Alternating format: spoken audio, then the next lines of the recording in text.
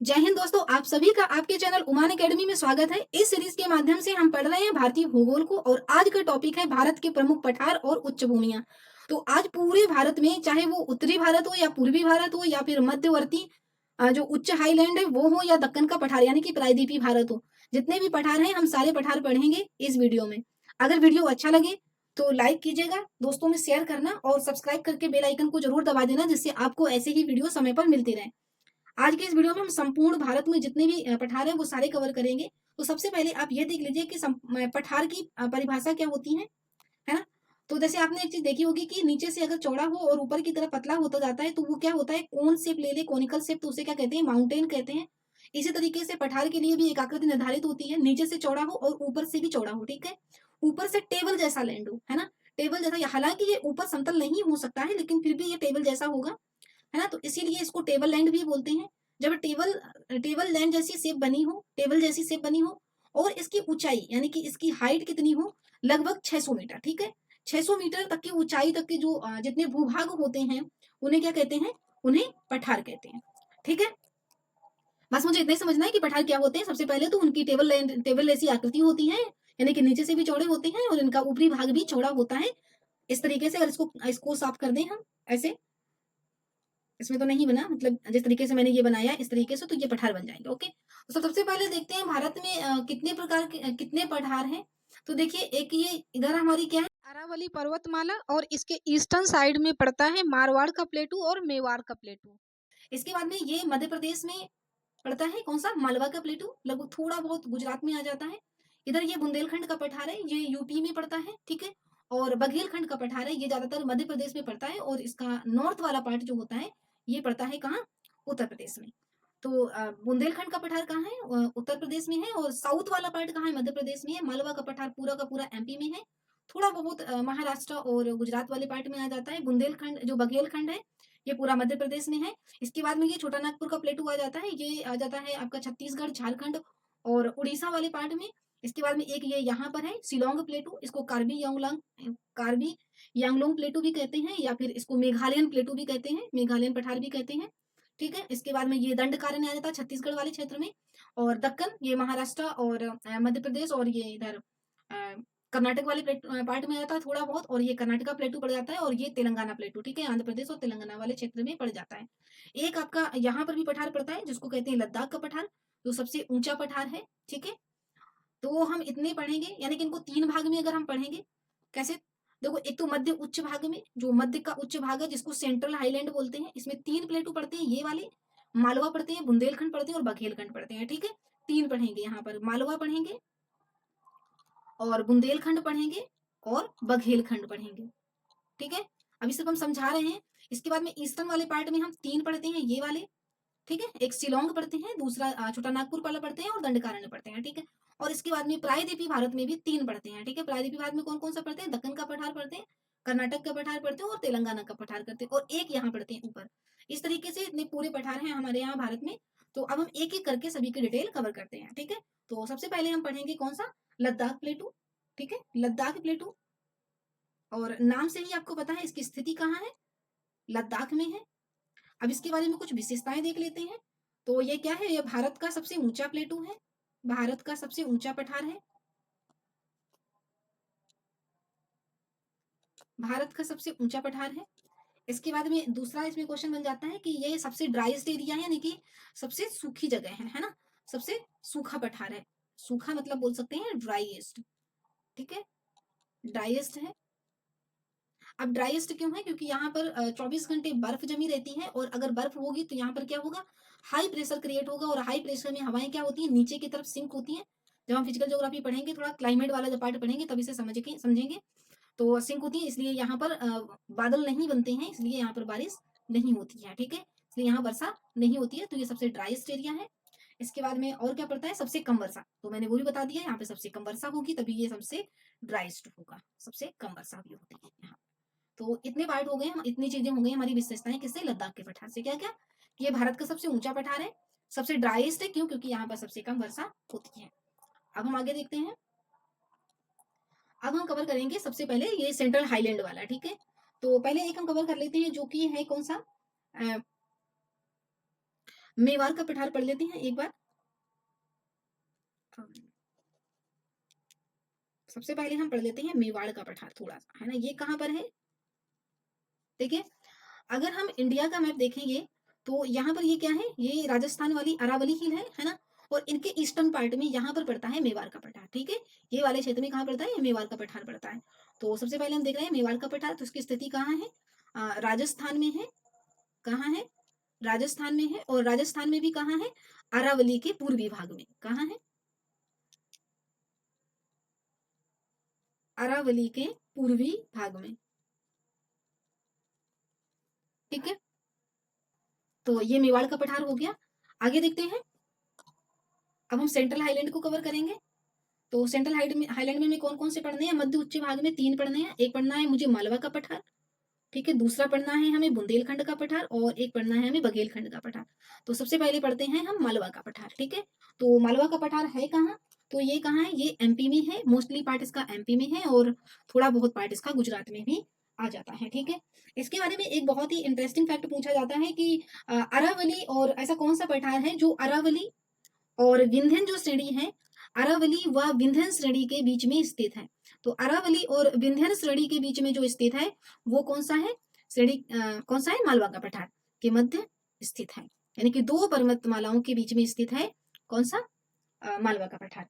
और इसमें दूसरी जगह देखो तो चूंकि यहाँ पर क्या है, ये जो दक्कन का और जो सेंट्रल हाईलैंड में है, ये क्या पड़ता है, ये लावा मिट्टी से बना हुआ है, लावा से निर्मित है। ये क्या है, लावा से निर्मित है। मतलब यहाँ पर कौन सी मिट्टी पाई जाती है, यहाँ पर काली मिट्टी पाई जाती है। और काली मिट्टी पाई जाएगी तो काली मिट्टी किसके लिए उपजाऊ होती है सबसे ज्यादा, कपास के लिए सबसे अच्छी मानी जाती है काली मिट्टी, ठीक है। अब अगर हम यहाँ पर और भी पॉइंट देखें, तो अगर हम यहाँ की नदियां देखना चाहें तो यहाँ पर जो नदियां हैं, तो नदियों में एक तो आ जाती है बनास, दूसरी आ जाती है चंबल, और आ जाती है सिंध, माही,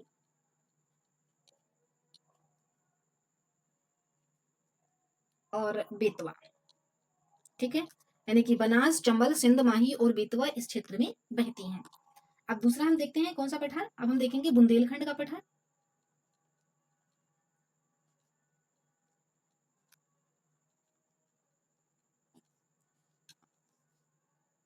अब हम देखेंगे बुंदेलखंड का पठार।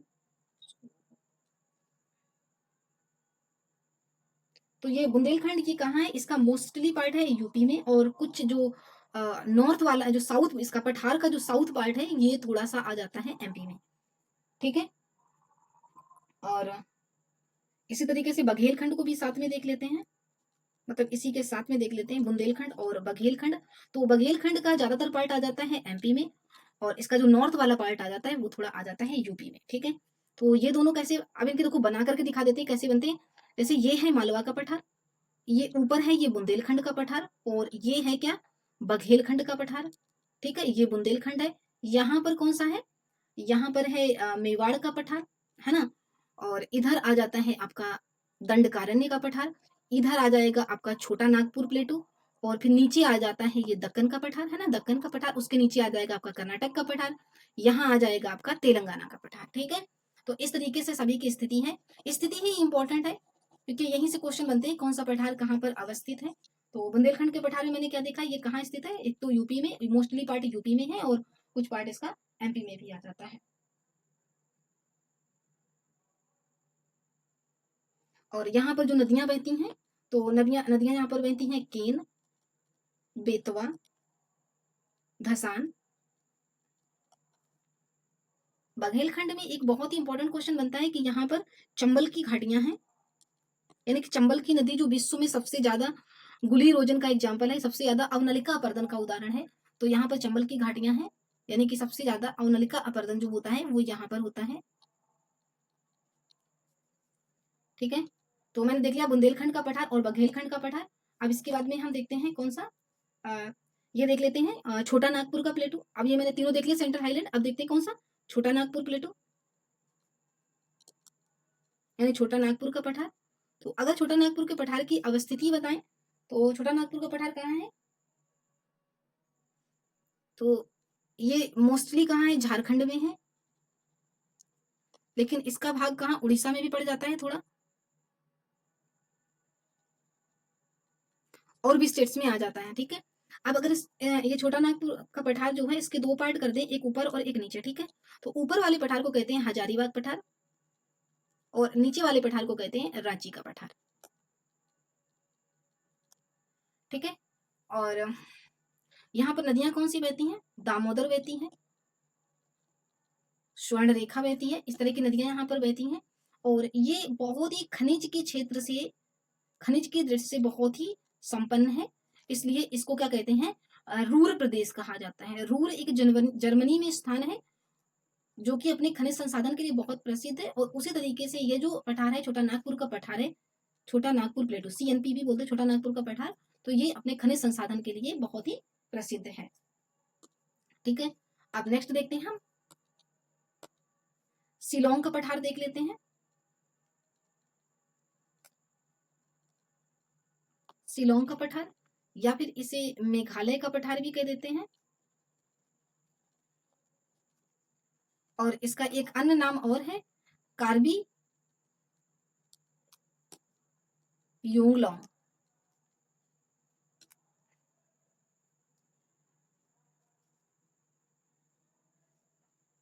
कार्बी योंगलोंग, ठीक है। और जो गारो खासी जयंतियां हैं, जो गारो खासी जयंतिया की जो पहाड़ियां हैं वो यही हैं। और ये सबसे अधिक वर्षा वाला क्षेत्र, ये सबसे अधिक वर्षा पाने वाला पठार है। यहाँ पर दोनों तरफ से जो मानसून होते हैं बारिश होती है। सबसे मासिम राम यहीं पर है जहाँ पे सबसे ज्यादा वर्षा होती है। और इसके लिए सबसे बड़ी बात ये याद रखनी है कि जो ये पठार है ये प्रायद्वीपीय भारत का भाग है ना। पहले ये जुड़ा हुआ था, बाद में ये अलग हो गया, तो ये प्रायद्वीपीय भारत का भाग है, प्रायद्वीपीय भारत का भाग है। ये ईस्टर्न में होकर के भी, नॉर्थ ईस्ट में होकर के भी ये किसका? प्रायद्वीपीय भारत का भाग है। अब हम देख लेते हैं दक्कन का पठार, देखते हैं दक्कन का पठार, ठीक है। अब दक्कन के पठार में हम 3 पठार पढ़ते हैं, जैसे इस तरीके से ये दक्कन का पठार है, ठीक है। और दक्कन के पठार के पास यहाँ पर पड़ जाता है आपका तेलंगाना का पठार, है ना, ये जो कि आंध्र प्रदेश और तेलंगाना में है। ये दक्कन का पठार है, इसका कुछ भाग जो महाराष्ट्र में पाया जाता है उसको महाराष्ट्र का पठार भी बोल दिया जाता है। और ये दक्कन का पठार हो गया। और इसके जस्ट नीचे जो ऐसे पाया जाता है इसको बोलते हैं कर्नाटक का पठार। तो 3 पठार पड़ते हैं दक्कन के पठार में, ये सब प्रायद्वीपीय भारत है पूरा। तो ये कर्नाटक का पठार हो जाता है, ये हो जाता है दक्कन का पठार बोल देते हैं, और इधर बोल देते हैं तेलंगाना का पठार। और तेलंगाना के पठार के जस्ट ऊपर यहाँ पर पड़ता है दंडकारण्य का पठार। तो ठीक है, पहले इनको कवर कर लेते हैं, फिर दंडकारण्य का पठार कवर करेंगे। तो सबसे पहले देखते हैं दक्कन के पठार में कौन सा देखेंगे हम। दक्कन का पठार देख लेते हैं, इसकी स्थिति कहाँ है। स्थिति है इसकी महाराष्ट्र, गुजरात, थोड़ा बहुत साउथ पार्ट में MP का आ जाता है, इसके बाद में कर्नाटक में आ जाता है, नॉर्थ पार्ट ऑफ कर्नाटका का, और तेलंगाना। ये सभी दक्कन पठार का भाग है, ठीक है। और याद रखना इसके जो दक्कन का जो पूर्वी भाग है ना, इस तरफ का पूर्वी भाग है, इसका पूर्वी भाग विदर्भ कहलाता है। इसका पूर्वी भाग विदर्भ कहलाता है, ठीक है। और ये सतपुड़ा के दक्षिण में है, ये तो आपको पता ही है कि दक्कन के पठार के पूर्व में क्या पाई जाती है, सतपुड़ा की पहाड़ियां पाई जाती है, तो सतपुड़ा के दक्षिण में। दूसरी बात क्या है कि ये गोंडवाना लैंड का भाग है। जितने भी प्रायद्वीपीय में पठार है वो सभी गोंडवाना लैंड का भाग है, ठीक है। और इसका दक्कन के पठार का एक भाग जो महाराष्ट्र में है उसे महाराष्ट्र का पठार भी बोल देते हैं। अब यहाँ पे मिट्टी कौन सी पाई जाएगी, क्योंकि ये वाला पठार भी किससे निर्मित है, लावा से निर्मित है। तो यहाँ भी कौन सी मिट्टी पाई जाएगी, काली मिट्टी पाई जाती है। काली मिट्टी होती है इसलिए यहाँ पर कपास का बहुत ज्यादा उत्पादन होता है, ठीक है। चलिए अब नेक्स्ट देखते हैं, दक्कन का पठार हो गया, महाराष्ट्र का पठार हो गया। अब देख लेते हैं तेलंगाना का पठार।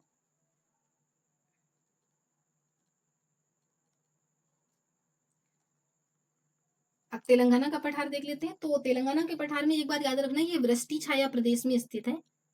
वृष्टि छाया प्रदेश कैसा होता है, देखिए जैसे ये तेलंगाना बसा है, यहाँ पर कर्नाटक हो जाता है। कर्नाटक जो पश्चिमी घाट है वो थोड़ा सा ऊंचा है, तो जब इधर से मानसून जाता है तो ये इस क्षेत्र में बारिश नहीं कर पाता, क्योंकि ये हवाएं सीधी हो जाती हैं इस तरीके से, और बारिश वेस्टर्न पार्ट में ही हो जाती है, ईस्टर्न पार्ट में बारिश नहीं हो पाती। जिस पार्ट में बारिश नहीं होती है उसे बोलते हैं वृष्टि छाया प्रदेश। तो सबसे पहला पॉइंट इसको याद रखना है कि ये वृष्टि छाया प्रदेश में स्थित है। और दूसरा याद रखना है, यहाँ से क्या निकलती है, कृष्णा नदी निकलती है, कृष्णा नदी का फ्लो है ये, कृष्णा नदी यहाँ से बहती है। और एक इसके बारे में क्वेश्चन और पूछा जाता है कि जो रायलसीमा के जो उच्च भूमि है वो इसी के अंतर्गत आती है, रायलसीमा उच्च भूमि वो इसी के अंतर्गत आती है। अब हम देख लेते हैं कौन सा, दंडकारण्य पठार।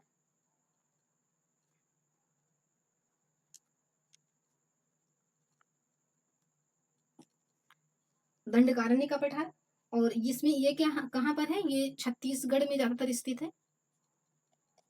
और यहाँ पर बेलाडीला के जो खाने हैं वो काफी फेमस है। बेलाडीला के खाने बहुत ही प्रसिद्ध है, जिनसे क्या निकाला जाता है, जो लोहे के लिए बहुत फेमस है बेलाडीला के खाने, है ना। और इसमें एक क्वेश्चन और पूछा जाता है कि नक्सल प्रभावित कौन सा क्षेत्र है, तो ये नक्सल प्रभावित क्षेत्र है बहुत ज्यादा। मैंने सारे पठार आई थिंक कवर कर लिए हैं, पढ़ लिए। देख लेते हैं एक बार। देखिए, बुंदेलखंड का पठार, मालवा का पठार, ये एमपी में है। इसको साफ करके देख लेते हैं मैंने कितना पढ़ लिया है। देखिए, ये मैंने एक यहाँ पे पढ़ा, ये मैंने पढ़ा एक कहाँ पे, लद्दाख में। ये सबसे ड्राइएस्ट प्लेटू है, सबसे सूखा है, सबसे ऊंचाई पर स्थित है, सबसे कम वर्षा वाला है। इसके बाद में ये बुंदेलखंड कहाँ है, ये यूपी में है, और इसका साउथ वाला पार्ट थोड़ा सा एमपी में है। इसी तरीके से ये मालवा जो है, ये मालवा सबसे ज्यादा कहाँ है, एमपी में है, और इसका कुछ पार्ट कहाँ है, यूपी में है, थोड़ा सा। इसके बाद में ये बघेलखंड वाला पार्ट, ये बघेलखंड वाला पार्ट यूपी में भी है, एमपी में भी है, और झारखंड वगैरह वाले क्षेत्र में है। इसके बाद में मैंने ये छोटा नागपुर वाला प्लेटू पढ़ा, ये इसके दो पार्ट कर दो इस तरीके से, तो ऊपर वाले पार्ट को हजारीबाग प्लेटू कहने लगते हैं, और नीचे वाले को रांची का पठार कहते हैं, ठीक है। यहाँ से दामोदर और स्वर्ण रेखा जैसी नदियां बहती हैं, ठीक है। और इसको रूर प्रदेश भी कहा जाता है। ये जो शिलोंग प्लेटू है, ये कौन सा है, ये पूर्वोत्तर भाग में पड़ता है। और इसके लिए सबसे बड़ी बात याद रखना है कि ये प्रायद्वीपीय भारत का भाग है, ये ईस्टर्न या किसी का भाग नहीं है। और यहाँ पर एक पाया जाता है गैप, ठीक है, जिसको बोला जाता है मालदा गैप। मालदा गैप बोला जाता है, या गारो राजमहल गैप बोला जाता है। क्या बोला जाता है, मालदा गैप या राजमहल गैप, ठीक है। क्योंकि ये पार्ट विखंडित हो गया था, तो यहाँ पर जगह बन गई, अब धीरे धीरे ये भर गई है। जो बांग्लादेश वाला पार्ट है, यहाँ पर पहले खाई हुआ करती थी, ठीक है। तो ये हो गया मालदा गैप। इसके बाद में ये दंडकारण्य वाला पठार पढ़ा मैंने, इसमें ये कहाँ पर है, छत्तीसगढ़ वाले क्षेत्र में है, और यहाँ पर बेलाडीला के खाने हैं जो लोहे के लिए बहुत ज्यादा प्रसिद्ध है। इसके बाद में मैंने ये तेलंगाना का पठार पढ़ा, मैंने बताया कि ये क्या है, यहाँ से जब मानसून आता है तो यहाँ पर बारिश नहीं हो पाती, तो ये क्या है, ये वृष्टि छाया प्रदेश के अंतर्गत आ जाता है, ठीक है। तो ये तेलंगाना का पठार हो गया। इसके बाद मैंने कर्नाटक का पठार पढ़ा, ये कहाँ है, कर्नाटक में है। और यहाँ पर इसके बाद में ये दक्कन का पठार हो गया, ये दक्कन का पठार है, इसमें क्या है, ये लावा से निर्मित है। और यहाँ पर कौन सी मिट्टी पाई जाती है, काली मिट्टी पाई जाती है, और काली मिट्टी कपास के लिए उपयोगी होती है। इसके बाद मैंने बताया कि इसी दक्कन का जो थोड़ा सा पार्ट महाराष्ट्र में पड़ जाता है, तो उसे बोल देते हैं महाराष्ट्र का पठार। तो और ये मारवाड़ का पठार ये कहाँ पड़ता है, ये पूरी तरीके से राजस्थान में पड़ता है। तो जितने भी पठार थे मैंने कवर कर लिए, ठीक है, क्योंकि रिवीजन मैंने किया है पठार का। आप किसी भी एग्जाम में हो, यहाँ से अगर क्वेश्चन बन रहे होंगे तो सारे क्वेश्चन बन जाएंगे। अगर वीडियो पसंद आया तो वीडियो को लाइक करें, शेयर करें, और सब्सक्राइब करके बेल आइकन को जरूर दबा लें, जिससे आपको ऐसे वीडियो समय पर मिलते रहें। अभी तक वीडियो देखने के लिए धन्यवाद।